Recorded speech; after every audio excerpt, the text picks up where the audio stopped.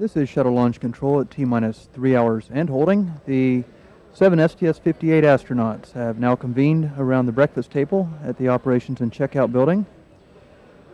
Here we have payload specialist and veterinarian Marty Fettman will be making his first trip in space today. Payload commander, mission specialist number 1, Dr. Ray Seddon. Our STS-58 commander is John Blaha. Sitting on the right-hand seat of the orbiter is pilot Rick Searfoss, mission specialist Dr. David Wolf, mission specialist number 4, Dr. Shannon Lucid, Lieutenant Colonel Bill MacArthur, mission specialist number 2.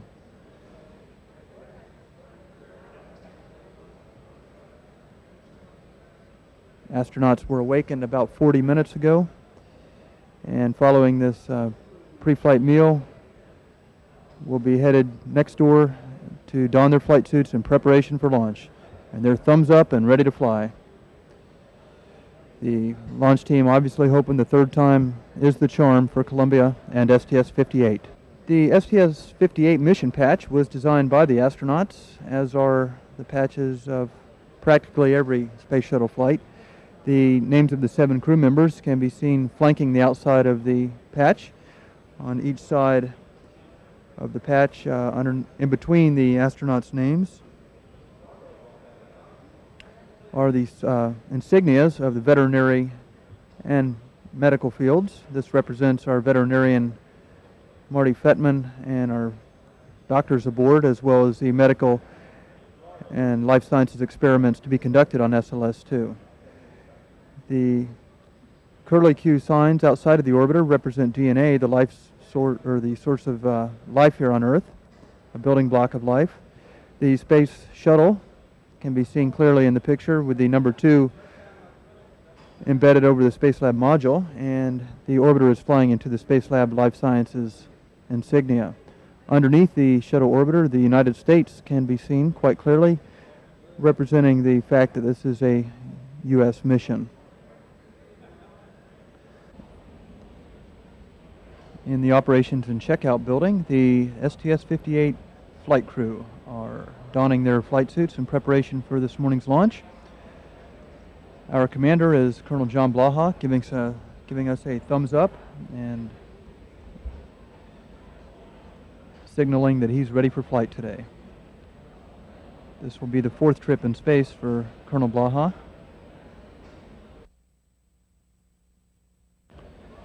Payload specialist is Dr. Marty Fettman. This will be the first trip in space for Dr. Fettman, who also has the distinction of becoming the first veterinarian to make a shuttle flight.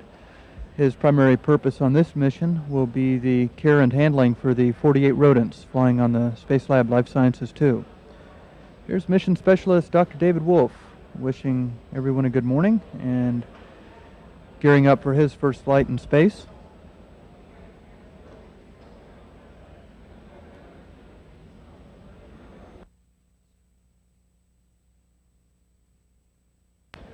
The orange pressure suits the astronauts wear are actually altitude pressure ensembles that include communications gear as well as a helmet and gloves and other emergency essentials.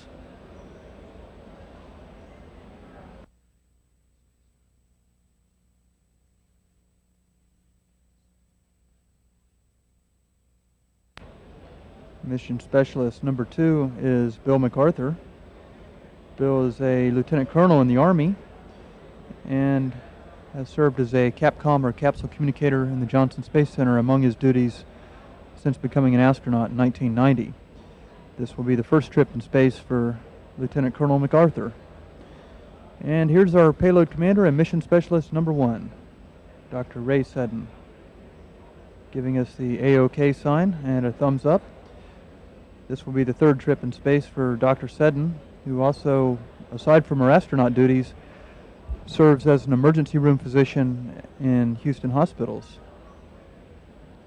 Columbia's pilot is Rick Searfoss, and this will be the first trip in space for Rick.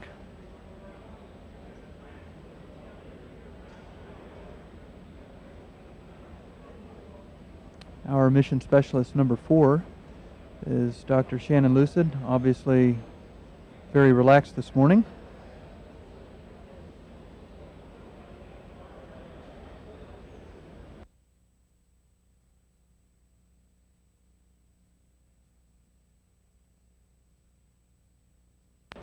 The astronauts are assisted in the donning of their suits by technicians who have worked with the crew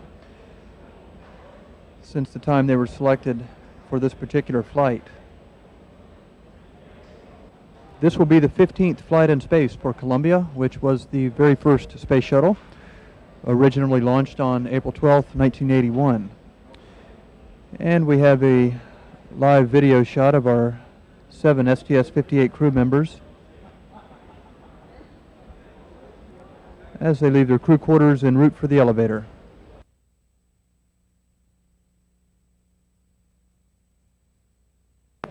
Our Director of Flight Crew Operations, David Liesma, and our T-38 and Shuttle Training Aircraft weather pilot, Jim Weatherby, accompanying the crew members.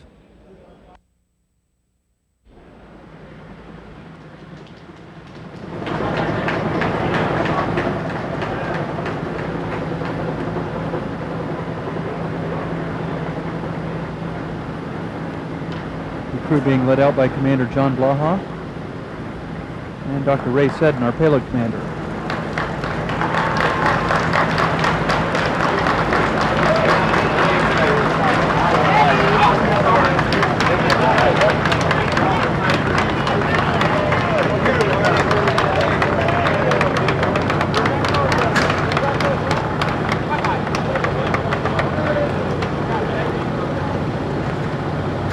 It is approximately a 10-mile trip from the operations and checkout building to launch pad 39B, and there has been 30 minutes allotted in the timeline for that travel.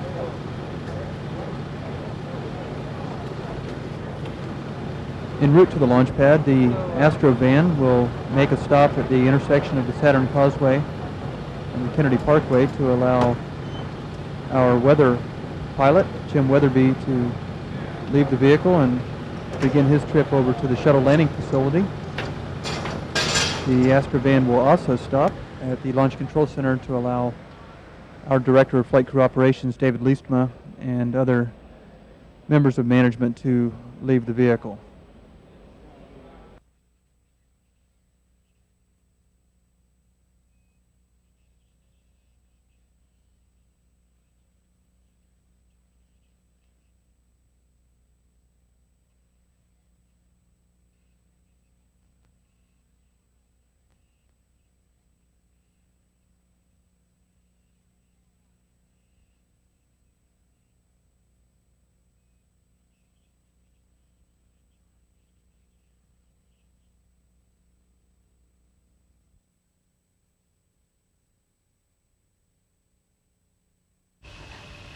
T-minus 20.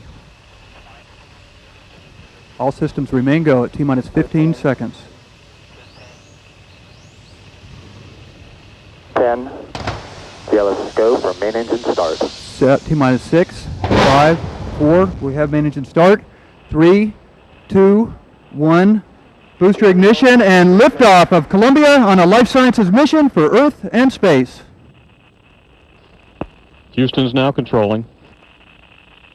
Houston, Columbia, roll program. Roger, roll, Columbia. Mission Control sees a good roll maneuver, placing Columbia on the proper heading. 3 good engines at 100%.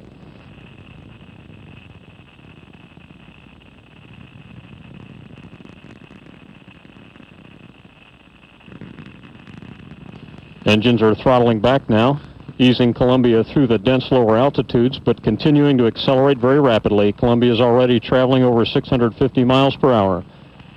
Time 45 seconds. All systems are performing well.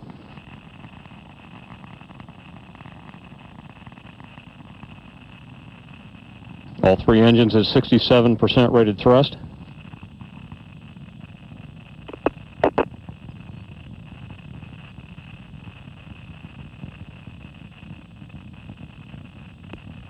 And 3 engines are throttling up.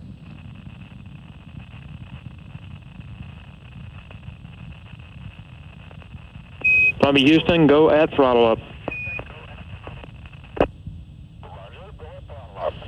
All engines are now running at full throttle. All systems performing well. Altitude 67,000 feet. Downrange distance 8 nautical miles. Columbia is traveling over 1,000 miles per hour. Columbia continues to climb at a relatively steep angle at this point, tripling its rate of speed over the next minute. Solid rocket boosters, each delivering 3.3 million pounds of thrust, will burn out and separate at 2 minutes 3 seconds. Time now 1 minute 48 seconds. Altitude 115,000 feet. Downrange distance 18 nautical miles.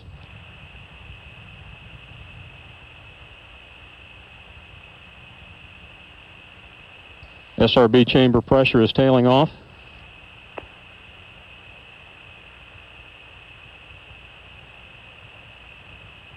And Mission Control sees a good booster separation. Columbia is now flying free, powered by its own main engines.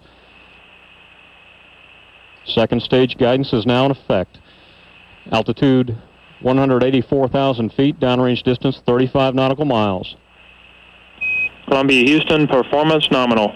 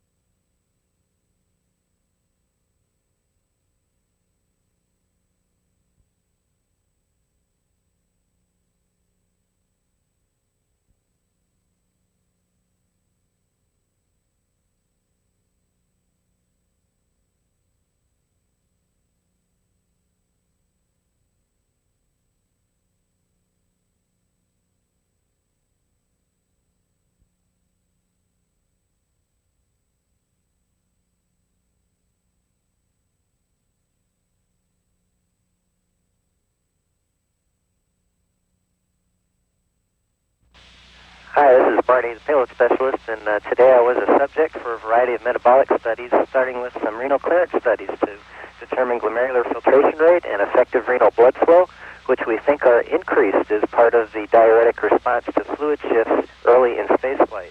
And here you can see Dr. Seddon injecting some materials into my venous catheter. Another part of this study is to see how protein is metabolized in space. It's been known that astronauts lose protein from their muscles, we think, when they're not exercising. Now we found out, we believe, from SLS-1 that we're producing enough protein for our muscles, but we're just breaking it down at a much faster rate. We set the cycle ergometer up on the flight deck so that we'd be able to take advantage of opportunities to look out the window and pick up some of the Earth Ops passes. And as a matter of fact, as Rick found out, he could even continue to cycle and get up in the window and take pictures. Here we are back in our country's orbiting laboratory, and we're setting up, in this case, some instruments to measure our cardiac output in response to different exercise loads. We want to understand how efficiently our body converts oxygen and nutrients into energy.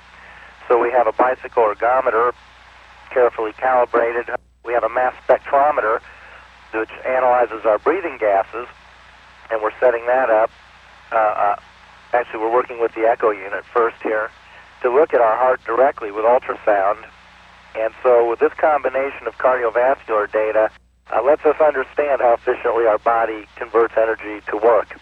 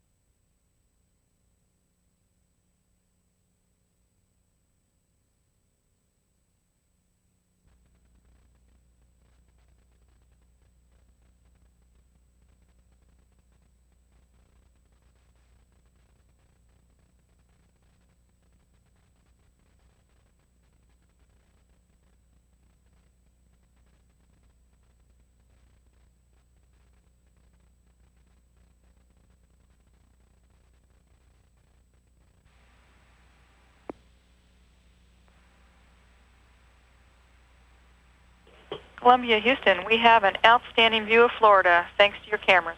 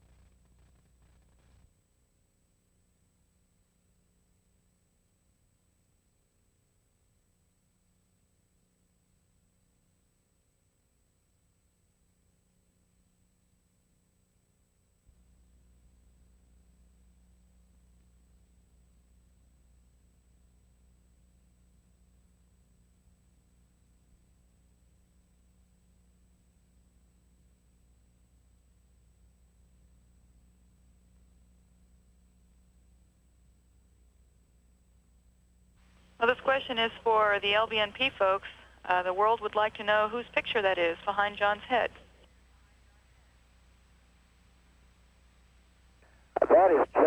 John's lovely daughter, Carolyn. For folks that don't understand what we're doing, we are refilling the rodent cage facility with water from our galley. And what we're doing is we're transferring water from the galley into this refill unit bag. Then we'll take the bag back and put the water into the tank that supplies the research animal holding facility. Copy that, Ray. Thanks.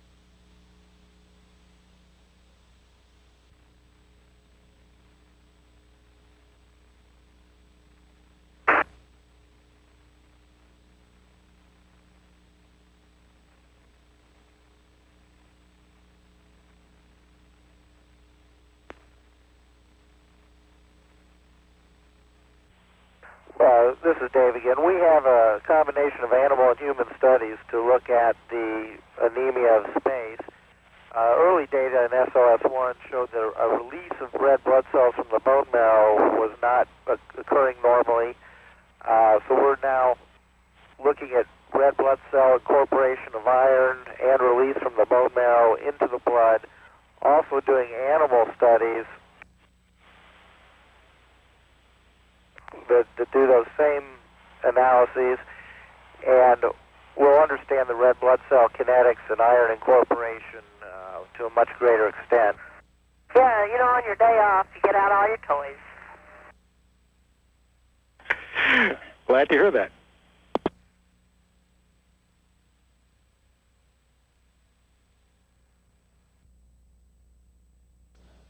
This is Mission Control Houston. We're now replaying some video taken about 4 hours ago from the Space Shuttle Columbia's payload bay cameras. Coming into frame on the left portion of this video is a smoke pall that's drifting out over the Pacific Ocean.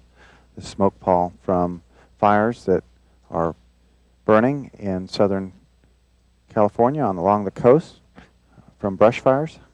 Spacecraft communicator Susan Helms had notified the crew that these brush fires were going to be in view as the crew of Columbia passed 150 nautical miles overhead.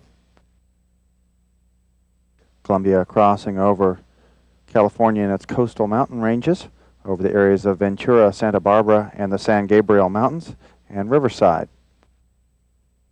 Coming into view now in the center of the screen are the points of origin for these fires.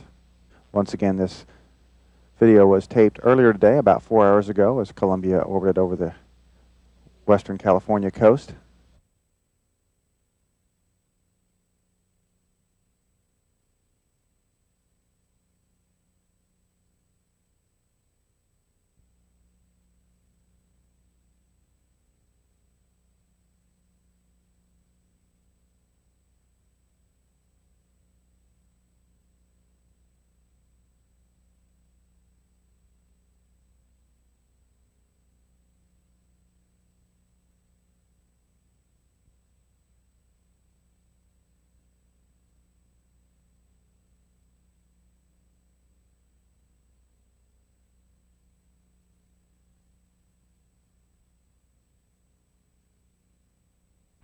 Happy birthday to you.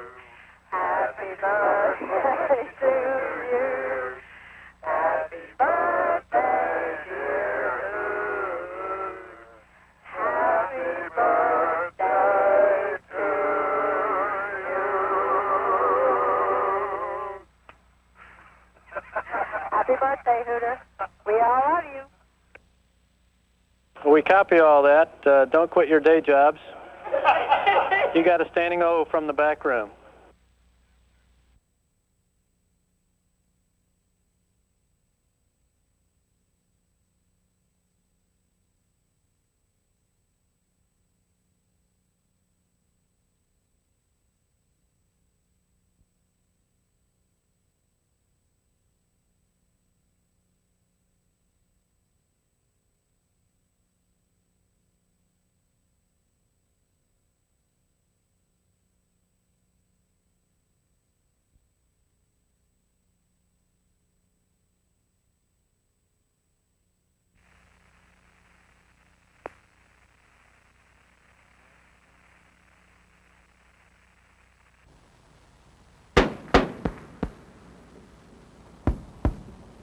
Columbia's altitude is 40,000 feet. The twin sonic booms of the orbiter are announcing the arrival in the landing area. Commander John Blaha is now flying the vehicle, having taken over for the software. As he begins the wide left overhead turn to set up on final approach to runway 22.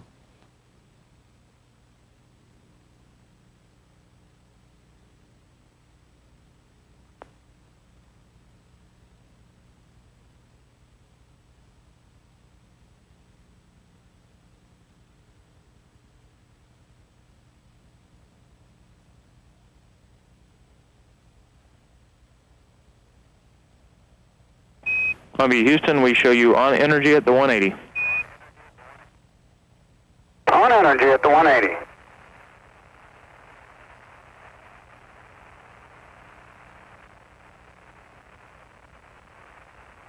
Columbia's altitude is down to 22,000 feet, descending at a rate of about 220 feet per second.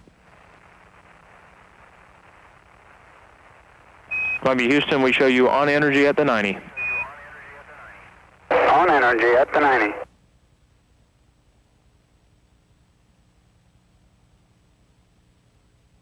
Columbia's speed is down to 420 miles per hour. Range now about 9 miles. Time to touchdown 1 minute 45 seconds.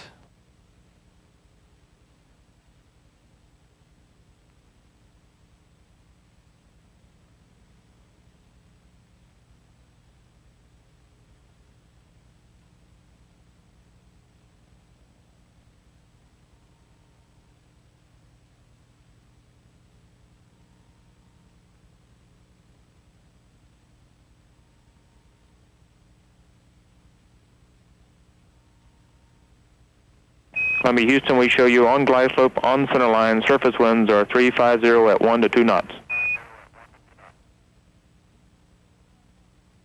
Columbia's altitude is about 6,000 feet.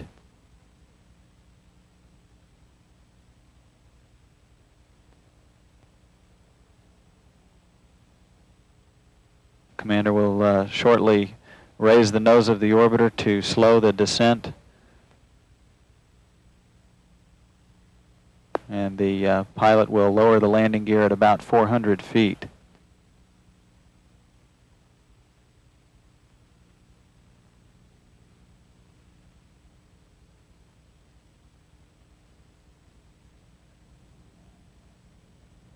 The landing gear is now down.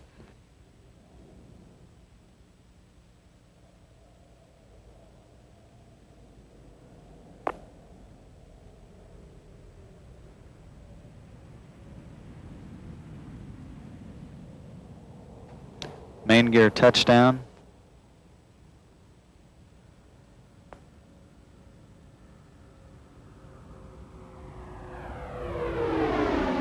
And nose gear touchdown.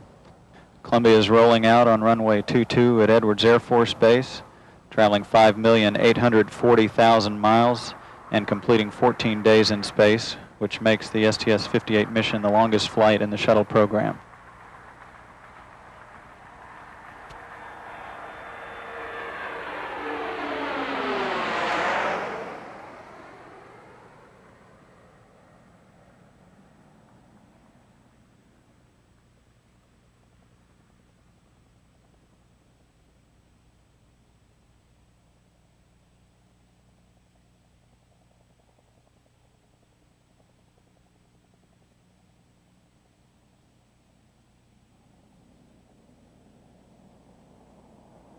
Houston, Columbia is wheel stop.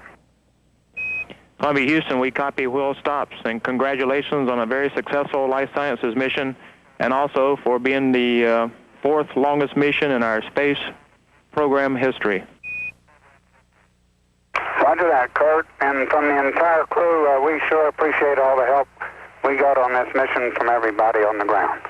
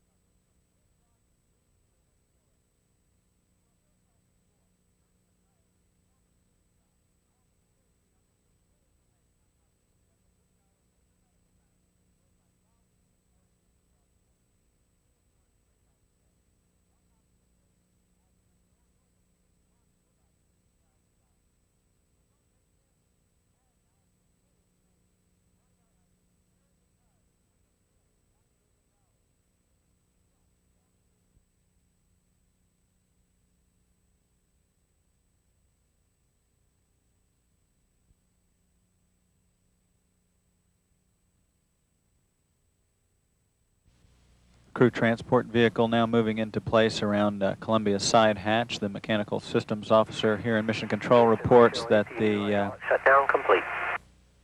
Columbia Houston, Rick, we copy and we show that also. That those 3 hydraulic systems are now shut down, and that, of course, is confirmed by pilot Rick Searfoss aboard the vehicle.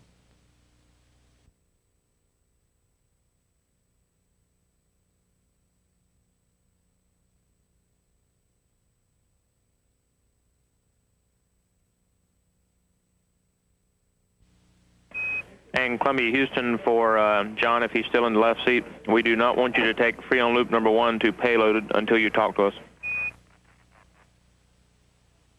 Okay, I understand. I'm still here, and